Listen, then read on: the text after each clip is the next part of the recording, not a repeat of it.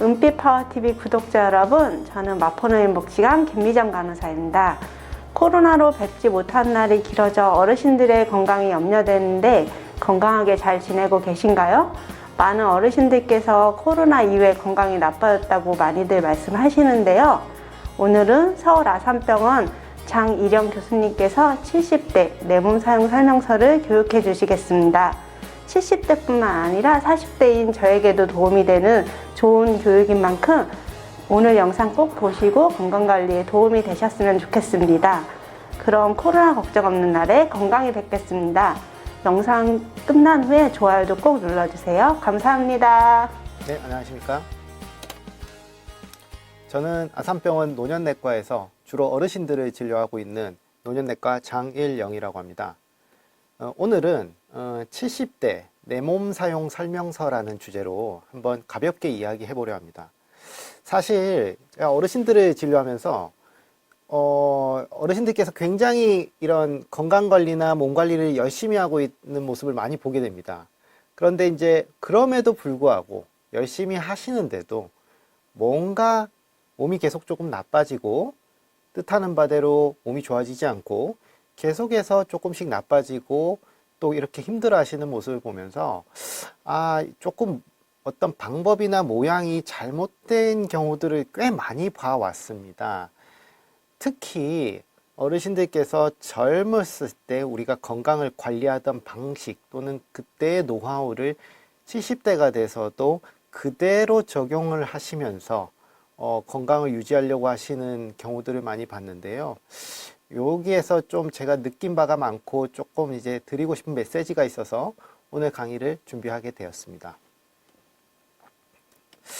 아마도 모든 70대 분이 이 강의를 통해서 조금 도움을 얻으실지는 잘 모르겠습니다. 그런데 아래와 같이 여기 써 있는 부분에 대해서 하나 내지 두 가지가 해당되시는 분들은 아마도 좀 도움이 되실 것 같습니다.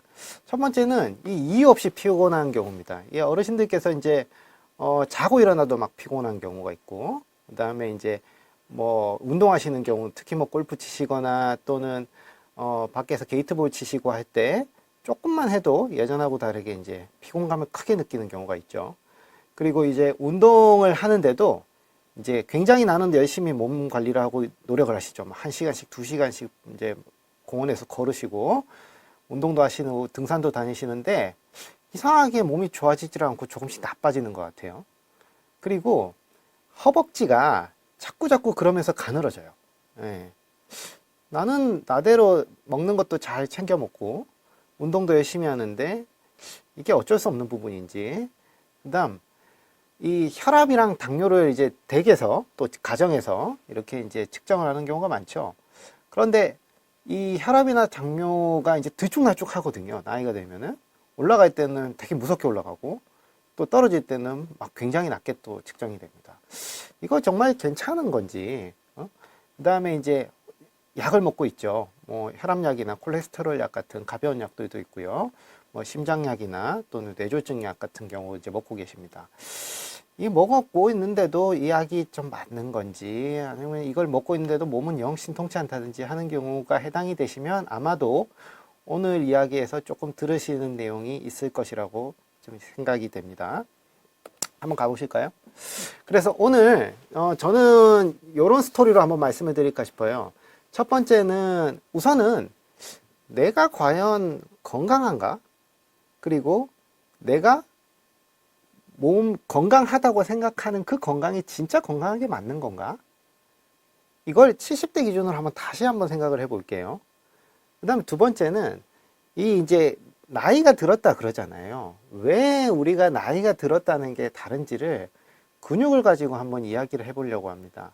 그래서 이게 나이가 들면 근육이 어떤 성격이 바뀌기 때문에 이런 일이 벌어질까? 요거 한번 간단하게 짚어보고요. 그 다음에 이제 다음은 먹는 거예요.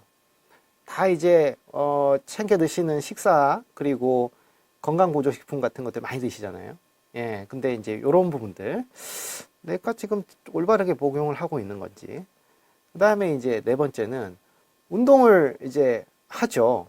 많이 하시는 분들은 하루에 막 2-3시간씩 넘게 하십니다. 그런데 바르게 운동을 하고 있는지는 좀 다른 문제입니다. 그래서 요걸 한번 보고, 그다음 마지막으로, 그래서 이제 제 경험상 현명하게 이렇게 건강 관리를 하기 위해서 무엇이 달라야 되나, 그리고 무엇이 좀 필요한지, 이게 이제 나이가 들었은 게 뭐가 달라야 되는지에 대해서 한번 메시지를 드리려고 합니다. 그래서 첫 번째, 이제 내가 생각하는 내 몸, 그리고 그것이 건강에 어떤 부분에 포인트를 맞춰야 될지 한번 보실게요. 자, 이 영상을 보시는 분들께서 나는 진짜 건강한가요? 라고 물었을 때 아마 우리나라 통계조사로는 한 절반 이상에서 건강하지는 못하시는 걸로 답을 많이 하시더라고요. 그런데 건강하다는 게 어떤 의미죠? 특히 이렇게 60대, 70대, 80대에게 건강하다는 게 어떤 의미일지 한번 생각을 해봅시다. 자, 두 환자분이 외래로 오세요. 진료를 보러 오십니다. 두 분 다 나이가 같아요. 70대시고요. 나이도 똑같습니다. 다른 뭐 어떤 병력도 다 똑같은데 딱 하나만 달라요. 한 분은 뇌졸중만 있는 분이에요. 예, 일종의 이제 중풍, 뭐 이런 표현을 쓰죠. 예전에 뇌졸중을 앓으셨던 분이 있고요. 한 분은 그냥 다른 큰 병 없었고, 그냥 혈압만 있으세요. 고혈압만. 자, 우리가 이제 기록으로 이 두 분을 보면 누가 더 건강해 보입니까? 어떤 쪽이 더 건강이 나쁜 것 같으세요? 예.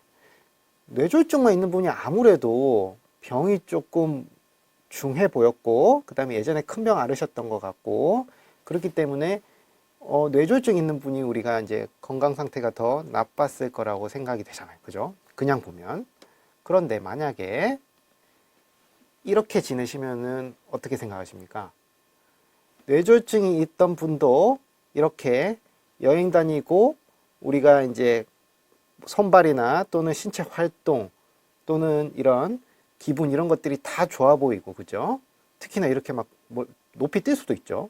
이런 분하고 고혈압밖에 없지만 저렇게 지팡이 짚고 걷기가 조금 어려워 보이고 하는 분을 봤을 때, 자, 다시 한번 물어보겠습니다. 어느 쪽이 더 건강해 보이세요? 네. 이게 바로 우리가 나이가 들었을 때 건강하다의 정의를 질병으로 우리가 자꾸 접근을 하면 안 된다는 뜻이에요.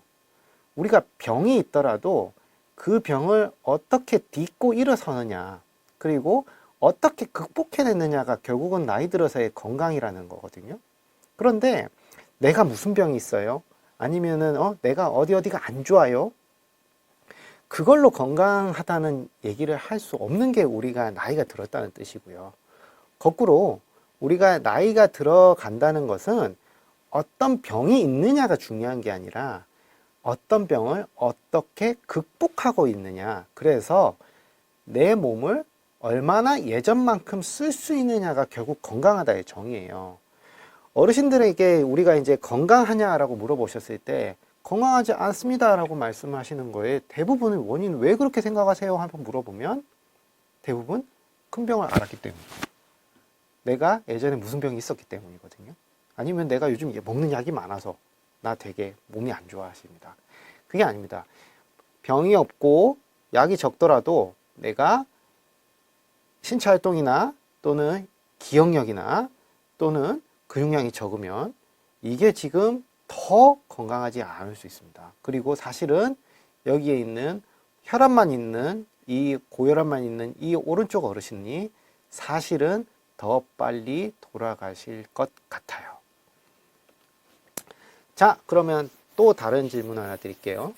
자, 여기 이제 네 분의 그 어르신들이 있습니다. 실루엣이죠. 자, 70대고 이 네 분이 있는데, 자, 다 나이 같아요. 자, 누가 이제 건강해 보이십니까? 하면은 이제 조금 보이시죠? 당연히 왼쪽에 이렇게 딱 서 있는, 꼿꼿하게 서 있는 분이 제일 건강해 보입니다. 그죠? 그리고 휠체어 타신 분이 아무래도 건강이 제일 나빠 보여요. 그죠? 네, 좋아요. 그거는 또 맞습니다. 그런데 우리가 이분들을 한번 물어보니까 이렇습니다. 제일 꼿꼿한 분이 폐암 말기래요.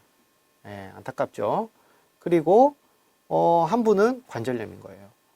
그러면 여기서도 건강하다의 또 어떤 정의가 좀 기준이 틀려지죠. 그죠?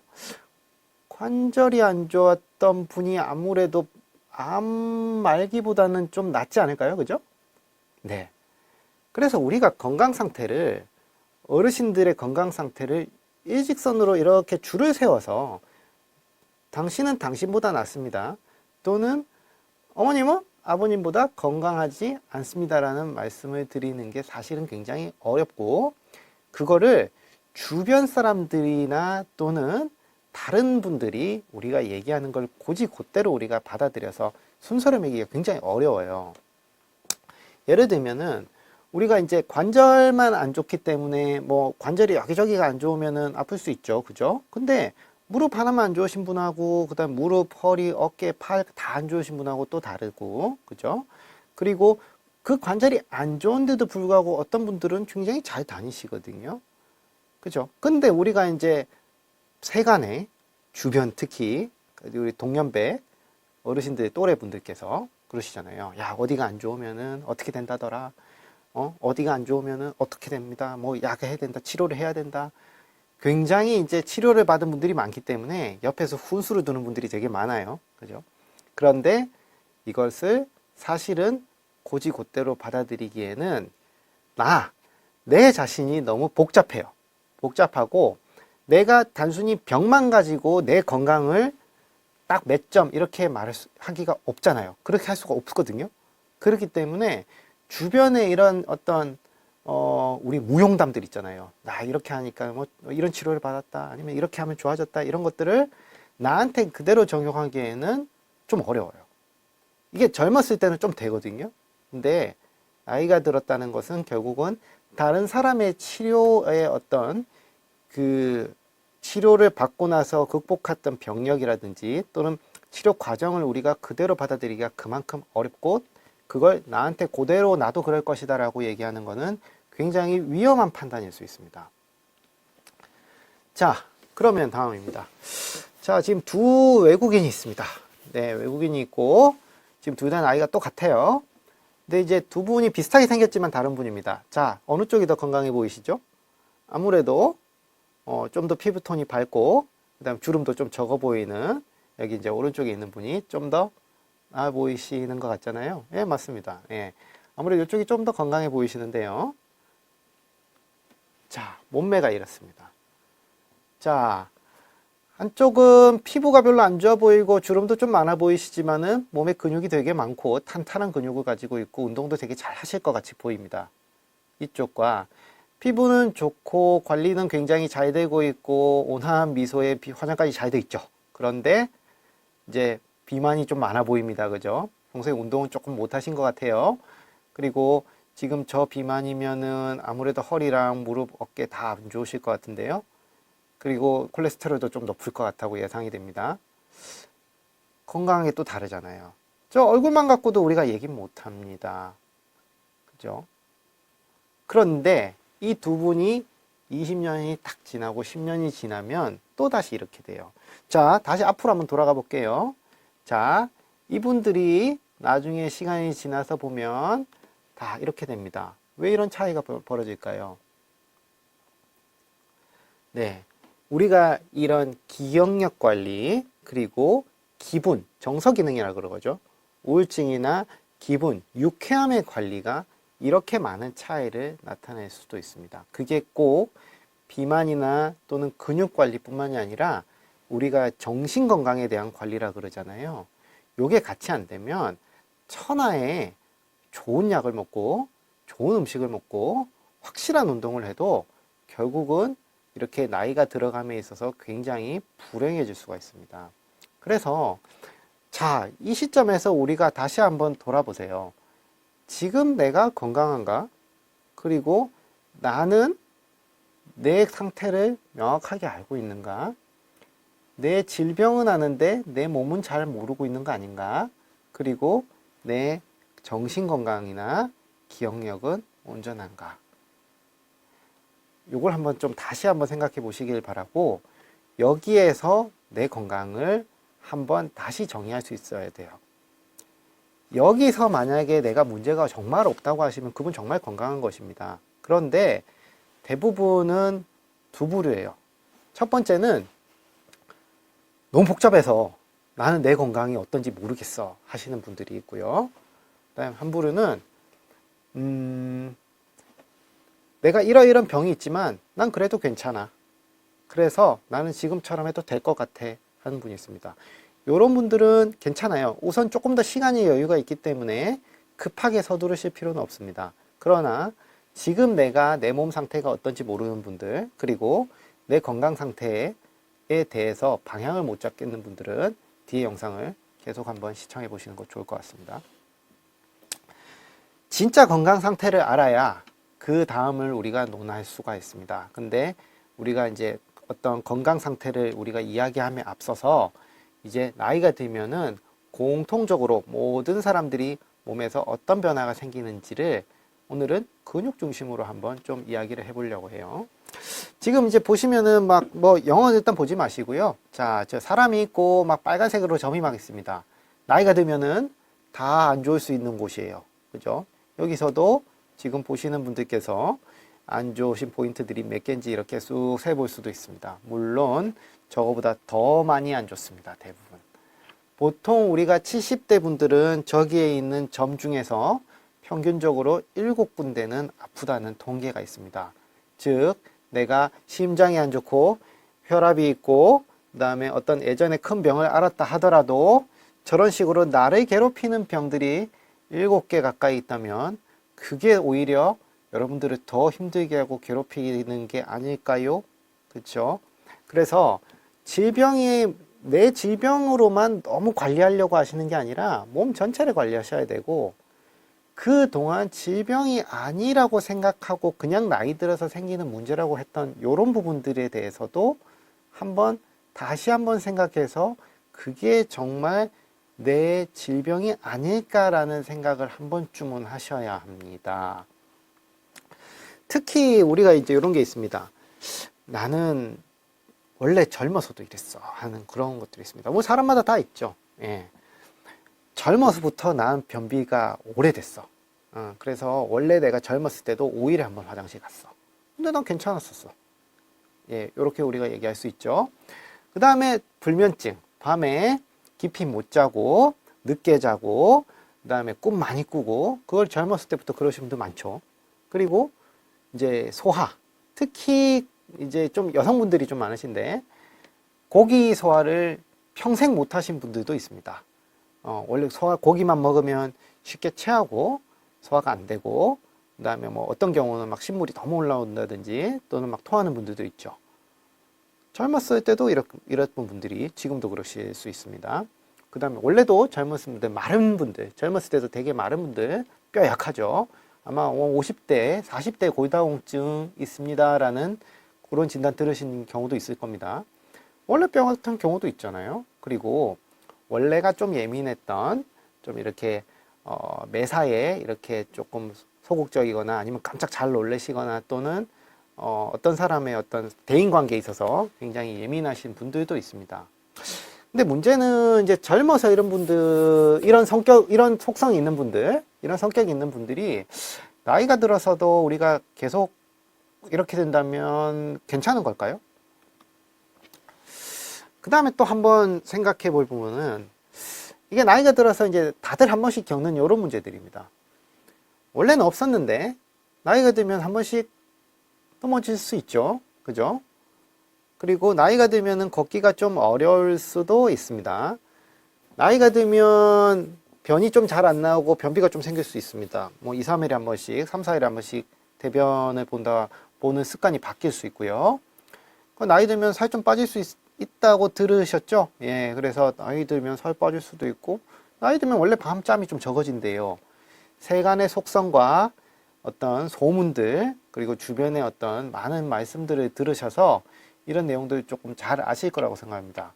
근데 이게 진짜 괜찮은 건가요? 이런 일이 생기는 것을 그냥 단순히 우리가 이제 나이 들어서 이런 거야. 그래서 어쩔 수 없어. 라고 우리가 하면 괜찮은 걸까요? 괜찮은데요. 문제는 뭐냐면 이게 이제 나이가 들었다 하잖아요.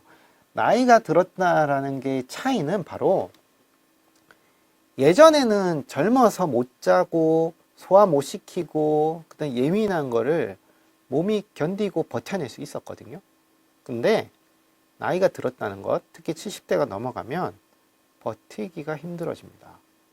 그동안 내가 이런 습성 또는 이런 속성을 가지고 잘 지내왔는데 똑같이 끌고 가도 나이가 들면은 이제 이런 일을 이제 못 견뎌냅니다. 원래 젊어서도 이렇게 지내셨어요 하는 분들이 있어요. 원래 젊어서도 뭐 고혈압 있던 분, 콜레스테롤 높던 분 있죠.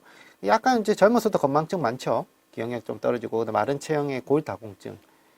잘 지내왔던 거는요. 사실은 몸이 그만큼 튼튼하고 신체적으로 문제가 없었기 때문에 이런저런 작은 문제들을 다 몸이 이겨내고 있었던 거예요. 그 요즘 드라마를 보신 분도 있고 못 보신 분도 있을 수 있겠지만은 여기 보면은 이게 그리스 신화에 나오는 거라고 합니다. 이 시지푸스라고, 그죠? 돌멩이를 이렇게 못 내려오게 지금 붙들고 있죠. 젊었을 때는 요렇게 지내셨던 거예요. 그죠? 이 무게감을 본인이 충분히 감당하고 견뎌도 남을 정도의 양이었다는 거죠. 그러면 문제 안 돼요, 저런 것들은. 젊었을 때는 이거 가지고 뭐 약 좀 먹고 하면 다 조절되고 사는데 큰 지장이 없습니다. 그런데 문제는 이제 요런 사소한 문제들이 있던 상황에서 나이가 들면 이럴 수 있지 라고 하는 것들이 하나 둘 늘어나잖아요. 그래서 한 번씩 넘어지기도 하고, 그 다음에 살짝 이제 뭐 무릎이 아프고 걷기가 이제 살짝 부자연스러워지죠. 걷기 어려워지고 변비가 생기고 살이 빠지고, 그 다음에 밤에 못 자고 하면 저렇게 공들이 하나 둘 셋 넷 하면서 굉장히 많이 옵니다. 어떻게 할까요? 네, 못 견딘다는 게 바로 이런 부분입니다. 여기서 우리가 저 많은 공들을 못 견디면 어떻게 될까요? 단순히 넘어지는 문제만 생기는 게 아니라 저 많은 것들이 한 번에 옵니다. 즉 하나가 무너지면 다른 기능들 같이 문제가 연쇄적으로 생길 확률이 높고, 그리고 그런 것들이 복잡하게 얽히기 시작하면서 이게 내가 나이가 들어서 생기는 건지 아니면 병이 생기는 건지 아니면 내가 건강관리를 잘못하는 건지 자꾸 헷갈리게 됩니다. 즉 제가 지금 드리고 싶은 말씀은, 젊었을 때 나 이래 왔다, 그리고 나이 들어서도 이런 일이 생기더라 이런 것들을 가벼이 보지 마시고 지금 이 시점, 내가 70대에 들어가는 이 시점에서도 이게 있는지, 그리고 이걸 정말 이대로 놔둬도 되는지를 검토하시라는 얘기입니다. 이제는 못 견딜 수 있습니다. 공이 너무 많이 내려오거든요.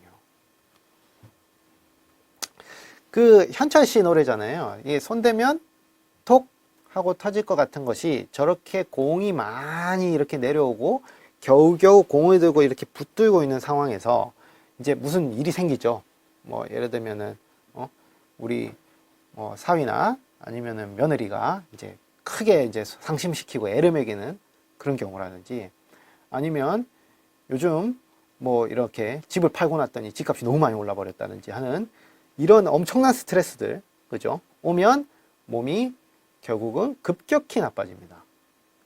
그래서 이런 작은 변화들이 내 몸에서 자꾸자꾸 생겨나고 있을 때, 야, 이것이 나이 들어서 그런 거야. 아니면은, 야, 이거 뭐 혈압 때문에 그렇겠지.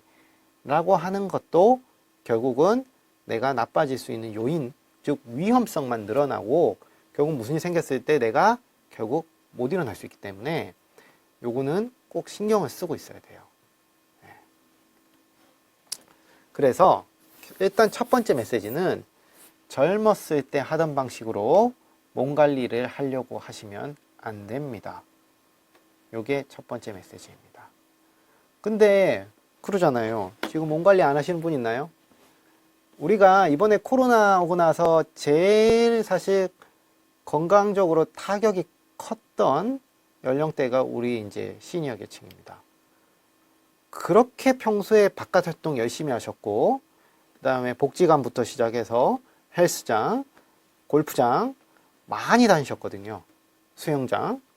근데 그분들이 이제 바깥 활동을 못하게 되니 그만큼 건강 나빠진 분들도 제일 많은 게 또 우리 시니어 계층입니다. 그래서 몸 관리를 안 하시는 분이 없다고 할 정도로 이렇게 우리가 건강 관리하시는 분들이 많습니다. 그런데 이분들이 정말 괜찮게 관리를 하셨는지는 한번 뒤에 한번 볼까요? 사실은 시간이 조금 많을 수 있습니다. 특히 우리가 이제 직장을 다니시지 않거나 다니신다 하더라도 우리가 예전처럼 막 야근하고 이렇게 막 하루 종일 일하시지는 않기 때문에 여유 시간이 되게 많거든요. 그래서 이 어떤 매일매일 관리하는 시간이나 어떤 기회가 되게 많고 그렇기 때문에 하루하루가 달라요. 이런 경우는 우리가 한번 생각해 봐야 됩니다. 중요한 거는 더 열심히 하려는 노력보다 방향이에요. 방향. 즉 매일매일 관리하기 때문에 조금만 각도가 잘못돼도 나한테 맞지 않아도 점점점 엉뚱한 방향으로 가고 있을 확률이 높고, 그리고 내가 조금만 방향만 바꿔놔도 당장은 효과가 안 나타나겠지만 시간이 갈수록 조금씩 좋아지는 경우를 또 충분히 만날 수가 있습니다. 그래서 이제 나이 든 근육을 한번 이해를 하러 가볼게요. 자, 우리 옛날에 이런 적이 다 한 번씩은 있으셨죠, 그죠? 예, 그래서 이제 이런 나이 든 근육이라는 게 뭐가 달라지는지 한번 보실까요? 우리가 이제 똑같이 허벅지잖아요, 그죠? 근데 허벅지 MRI를 이렇게 딱 찍어보면 두 개 이제 20살하고 근데 이제 78세가 좀 다릅니다. 보니까 지금 이제 저기 까맣게 보이는 부분들이 이게 다 근육입니다. 보니까 부피는 비슷해요. 부피는 비슷한데 안에 있는 근육량이 틀리고 또 하얀 부분이 좀 다르죠. 어쨌든 근육이 좀 많이 줄어듭니다. 나이가 되면. 겉으로 보기에는 똑같습니다. 그런데 이 이제 또 다른 그림입니다만 이 노란색 부분들이 결국은 뭐냐면 지방이에요. 우리가 이제 근육이 줄어들면서 그 사이를 지방이 가득 채우게 됩니다. 즉 우리가 이걸 근감소증이 오면서 그리고 이제 그 주변에 이제 지방이 침착됩니다. 이런 얘기를 합니다. 즉 근육이 줄어들고 지방은 좀 많아져서 약간 우리가 이제 고기에서 보면은 약간 마블링이라 그러잖아요. 하여튼 좀 좋지 않은 마블링 같이 이렇게 생기게 되는 게 우리가 나이 든 근육이라고 합니다.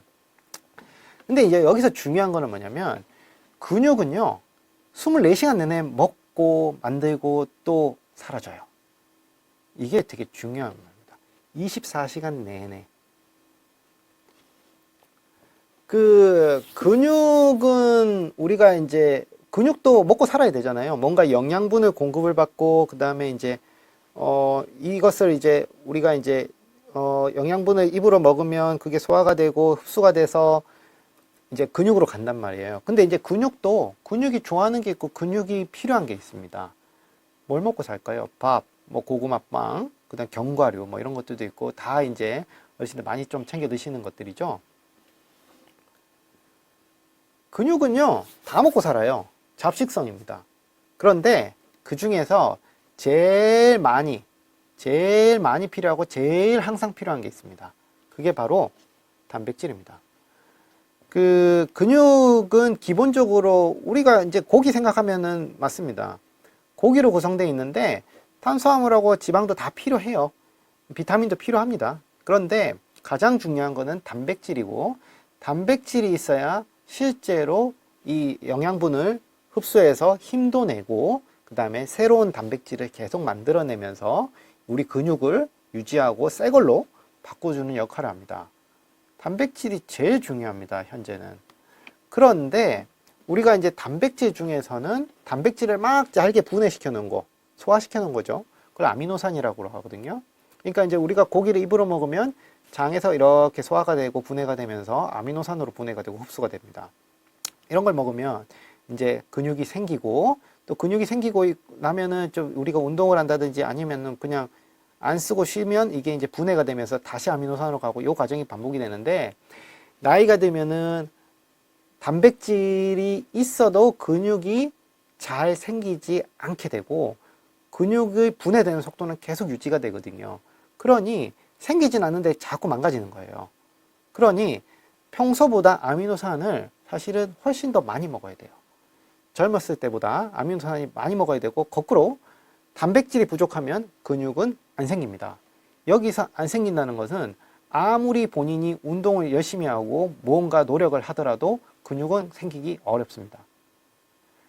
그래서 단백 없고 아미노산 없이 내가 근육 늘어야지라고 하시는 것은 아주 단기간 효과고 거의 이제 장기적으로는 생기지 않습니다. 그래서 단백질, 특히 아미노산은 우리가 잘 드셔야 되는 것이 필수적이라고 볼 수 있겠습니다. 특히 우리가 이제 운동을 하면은 이 과정을 조금 더 도와주긴 해요. 그러니까 이제 좀 촉진한다 그러죠. 그래서 우리가 단백질이나 아미노산 이런 것들을 먹으면서 운동을 하면 그게 우리가 근육 생성을 더 빠르게 하는 그런 강한 촉진제가 되기 때문에 우리가 운동하세요 권해드리는 거예요. 그죠? 다만 여기서 위치가 보면은 운동한다고 근육 생기는 게 아니죠. 아미노산 단백질이 있어야 생긴다는 거잖아. 운동은 도와주는 거. 그러니 우리가 운동은 근육을 위해서 돕는 거. 실제로 재료가 필요한데 재료는 단백질, 아미노산. 됐죠? 그리고 아미노산 중에서도 다른 것들은 우리가 필요한 만큼 간에서 막 이렇게 바꿔서 만들 수 있습니다. 그런데 필수 아미노산이 필요해요. 요거는 제가 뒤에서 한번 말씀을 드릴게요. 필수 아미노산이라고 하는 거는요, 우리 몸의 간은 되게 대단해가지고, 우리가 떡을 드시든 고구마를 드시든 견과류를 드시든 필요한 거는 우리가 간에서 우리 몸에 필요한 걸로 다 바꿔가지고 몸으로 다 보내버립니다. 다 만들 수 있어요. 그래서 웬만큼 먹으면 문제될 게 없어요. 근데 필수 아미노산은 간이 못하는 겁니다. 아무리 먹어도 필수 아미노산은 만들어낼 수가 없고 바꿀 수가 없습니다. 그 말은 무조건 입으로 먹어야 됩니다. 누가 만들어 놓은 걸 먹어야 돼요. 근데 이 필수 아미노산이 근육에서 제일 중요하거든요. 그래서 필수 아미노산이 충분해야 근육이 만들어져요. 근데 필수 아미노산이 많은 게 지금 그림에 보시다시피 대부분 동물성이거나 육류 같은 거예요. 어류, 생선, 달걀 이런 부분입니다. 필수 아미노산이 들어가 있지 않은 단백질 또는 이제 적은 단백질들이 대개는 우리가 이제 많이 드시는 콩, 두부, 요런 잡곡, 요런 쪽입니다. 그래서 대개 우리가 이제 심혈관 질환이나 혈관병을 걱정하시고 콜레스테롤을 걱정하시기 때문에 우리가 단백질 같은 경우는 이제 아무래도 콩이나 이런 우리가 이제 뭐 두부 또는 이제 잡곡밥 이런 걸로 우리가 좀 많이 하시고 또 견과류 드시잖아요. 근데 필수 아미노산은 결국 부족해요. 그래서 이 부분만큼은 가급적이면 동물성 단백을 좀 충분히 드셔야 근육에 도움이 돼요. 그래서 이제 다시 한번 내 식단 한번 돌아볼까요? 결국은 근육하고 그 다음에 우리가 이제 몸의 신체 기능, 힘을 유지하기 위해서는 동물성 단백이 충분한 게 필요하고 그 다음에 식물성 단백은 사실 웬만큼 식사하시는 분들은 부족한 경우가 잘 없어요. 그리고 이런 경우는 대부분 간에서 또 필요한 걸 우리가 바꿔서 써서 만들어냅니다. 그래서 대개는 콩이나 두부가 더 필요하신 분들이 그렇게 많지는 않아요. 오히려 평소에 단백을 덜 드시거나 별로 안 좋아하셨던 분들, 그리고 어쩌다 한번 드신 분들은 5년, 10년이 지나면 거의 대부분 부족하게 됩니다. 그래서 이 부족한 것들이 온몸에서 조금씩 나타나서 통증도 생기고 기억력도 좀 떨어지고 근육력도 떨어지고 그리고 자꾸 이제 힘도 안 나오고 그래서 운동해 보면은 옛날만큼 운동이 안 됩니다. 동물성 단백이 중요한 이유는 동물성 단백에 있는 필수 아미노산이 필요하기 때문입니다. 우리나라에서 지금 이 우리나라 통계이긴 합니다만은 이 단백질이나 고기 안 드시는 분들이 이렇게나 많아요. 오른쪽 보시면 우리가 이제 어떤 하루에 지금 단백을 얼마나 먹어야 되는다는 기준이 나와 있으면서 동시에 이제 그거 안 먹는 분들이 얼마나 되냐 했을 때는 반 넘어요. 반 넘는 분들이 우리가 고기랑 단백 안 드세요. 필요한 양만큼. 그게 아까 제가 매일매일 방향이 중요하다 말씀드렸잖아요. 그거는 하루에 이만큼 모자란 거가 하루, 일주일, 한 달, 1년이 되면은 엄청난 차이가 벌어지거든요. 그래서 방향이 중요하다는 것은 결국 내가 오늘 단백 섭취가 적고 그게 만약에 매일매일 그렇게 되면 그거는 큰 차이를 벌일 수 있습니다. 그러면 그런 차이가 결국은 근감소증으로 가고 그러면 이제 어떤 다른 치료하기도 힘들고, 그 다음에 뭘 치료해도 잘 듣지도 않고 이런 일이 이제 발생하게 됩니다. 그래서 단백질, 아미노산 충분히 섭취 못하면 근육 안 생겨요. 예. 그러면 얼마나 먹어야 되느냐? 우리가 이제 장에서, 근육에서 흡수가 예전만큼 안 됩니다. 그래서 요것만 말씀드릴게요.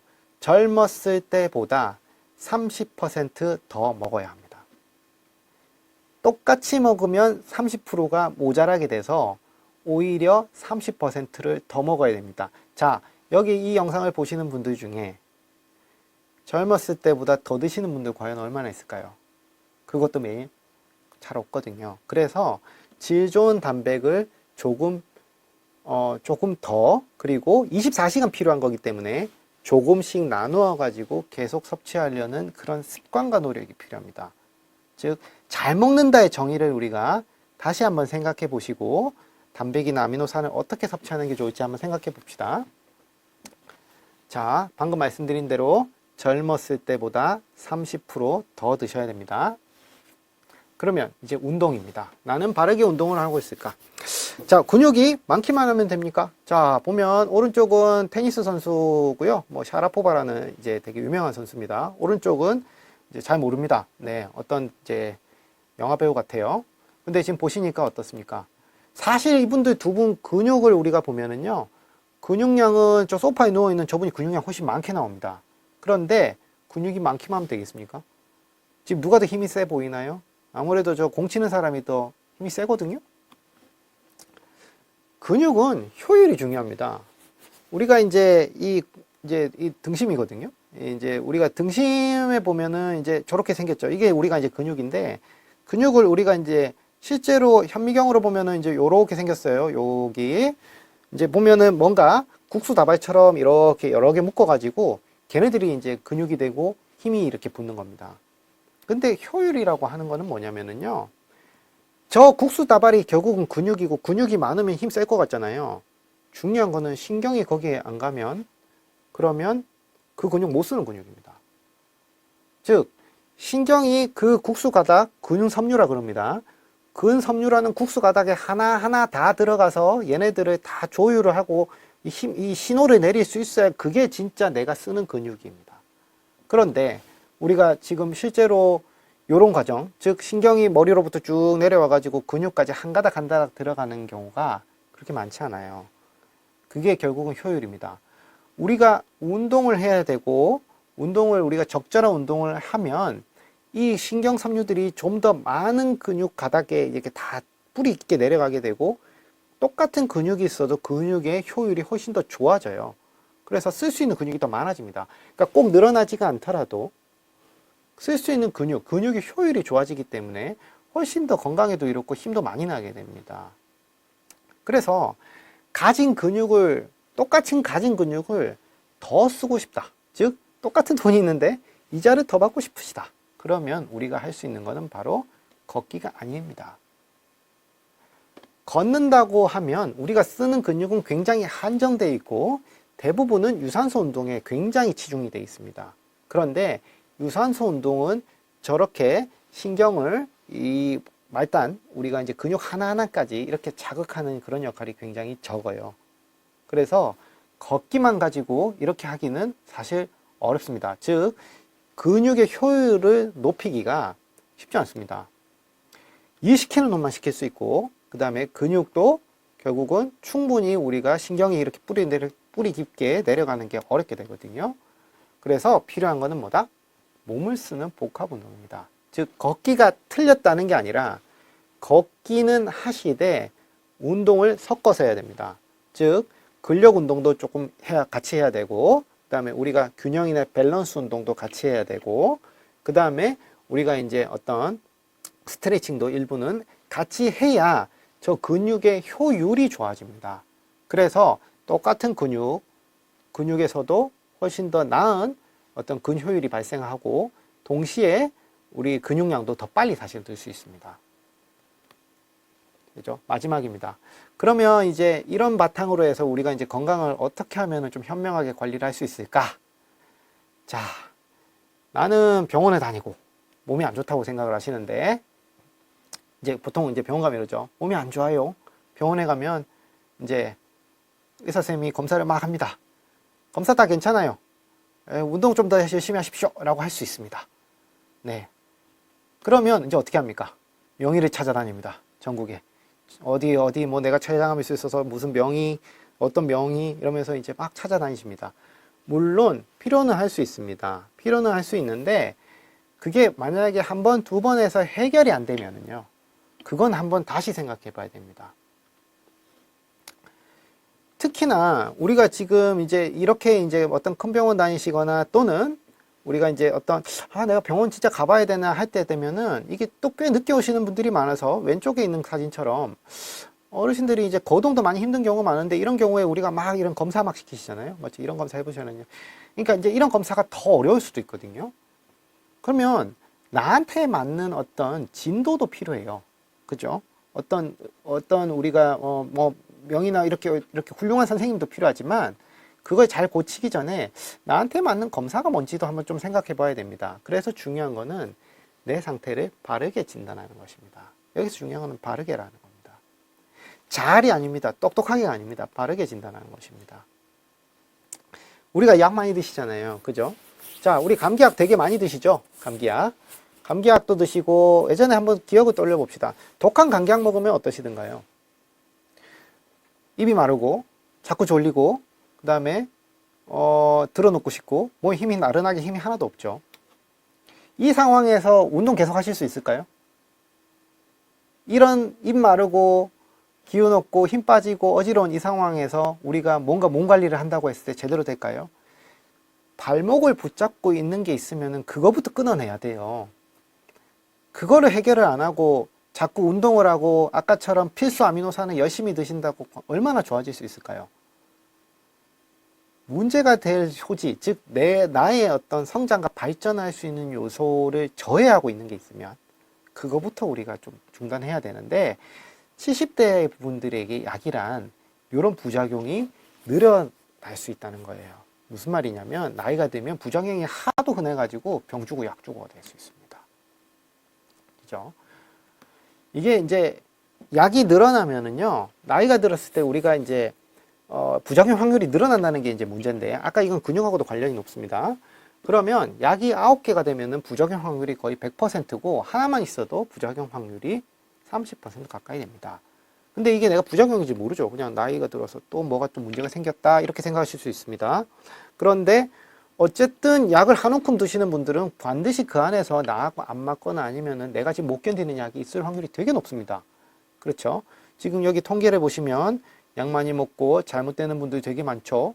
예, 그래서 요런 것들을 염두를 하셔가지고 내가 약이 많고 그 다음에 약을 먹어도 뭐가 해결이 안 된다 싶으면 자꾸 우리가 이제 그 부분에 대해서 한번 원점에서 재검토를 하고 약을 조절할 수 있는 방법을 찾아야겠고요. 약이 정리가 안 되면 운동 못 합니다. 우리가 저렇게 어지럽고 하는데 어떻게 운동하겠습니까? 그죠? 그리고 세간에 광고가 또 많습니다. 그죠? 뭘 이렇게 사서 드세요. 아니면은, 뭐 어디에 뭐가 좋습니다. 기억력에는 어떤 거, 간에는 뭐가 좋고, 그 다음에 뭐 우리 몸에 항산화 효과가 이렇게 하면서 많이 나옵니다.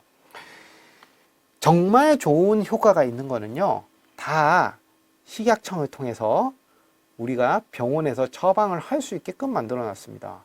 진짜 효과가 좋고 진짜 좋으면 병원을 통해서 우리가 처방을 할 수 있게 해드리고 동시에 나라에서 보험도 해드립니다.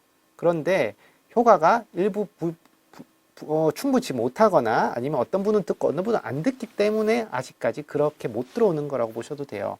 그래서 그게 효과가 없다는 뜻은 아닙니다. 그러나 이런 우리가 건강보조식품들이 나한테 한번 테스트를 해봤는데 뭔가 좋아지는 게 없거나 아니면 아닌 것 같다는 생각이 드시면 다시 원점에서 재검토하는 관점으로 한번 상담을 해보시기를 추천을 드립니다.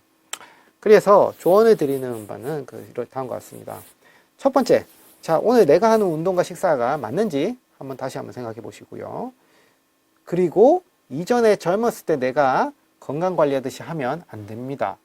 그죠? 아까처럼 단백질 흡수율 틀리고 단백질 어떻게 드셔야 된다는 거 다시 나왔고, 그 다음에 운동도 예전처럼 뭐 걷기나 뭐 골프 이런 단일 운동으로 하시면은 사실은 효과 별로 없습니다. 그리고 약물 부작용 엄청 많이 생기는데 요거에 대해서 최적화를 안 해놓고 내가 다른 거 뭐 운동 영양이든 좋은 거 챙겨 드셔봐야 거의 소용이 없습니다. 그리고 이제 문제가 해결이 안 되고 명의를 찾아가시는 건 좋은데 그 전에 나를 좀 잘 알고 내 건강을 꾸준하게 의논할 수 있는 이런 나침반 같은 역할을 해줄 수 있는 그런 의사를 주변에 꼭 만들어 두십시오. 그래서 이 어떤 누구가 어떤 의견이 오거나 아니면은 어떤 상황이 생겼을 때 여기에 대해서 객관적인 관점에서 조언을 해줄 수 있는 그런 의사가 필요합니다. 그리고 세간의 여러 약과 치료 방법들을 우리가 접하게 됐을 때 내가 또 그런 의사분들을 통해서 자주 점검을 받으십시오. 그렇게 했을 때 적어도 아까 말씀드렸던 방향이 엇나가서 열심히 하시는데도 불구하고 뭔가 잘 안 되는 경우는 많이 줄어들 것입니다. 이상입니다.